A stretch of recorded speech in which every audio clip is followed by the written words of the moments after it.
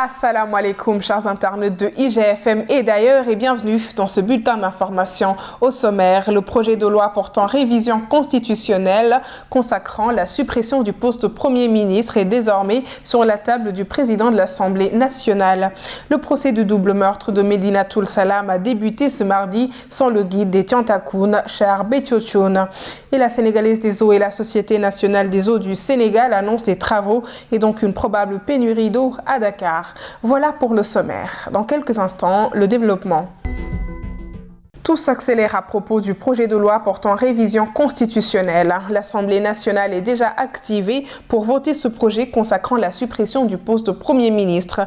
D'après des informations, le président de la République Macky Sall l'a fait déposer sur la table du président de l'Assemblée nationale, Moustapha Niasse.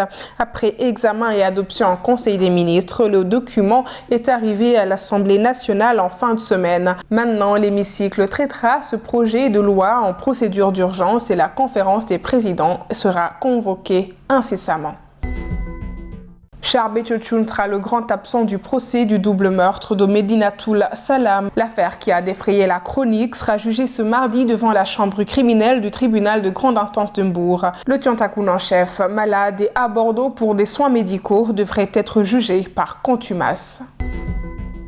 Et c'est donc désormais officiel. Pour leurs inscriptions, les étudiants extra-européens en France devront débourser 2 770 €, environ 1 800 000 francs CFA en licence et 3 770 €, soit 2 450 000 francs CFA en master.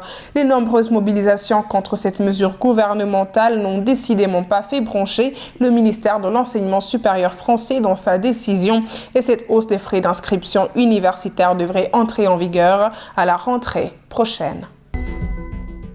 Et c'est encore parti pour un Dakar sans eau pendant une semaine. La différence n'est pas une panne pour cette fois, mais un arrêt volontaire. Dans un communiqué conjoint, la Sénégalaise des eaux et la Société nationale des eaux du Sénégal informent que l'entreprise SAD procédera à des travaux de consolidation du système de protection anti-bélier de l'usine de production de l'eau de Keur-Momar-Sarr. Des perturbations dans la distribution de l'eau sont alors annoncées et les travaux débuteront ce mardi 24 avril à partir de 8 h et la situation devrait progressivement revenir à la normale dans la nuit du lundi prochain.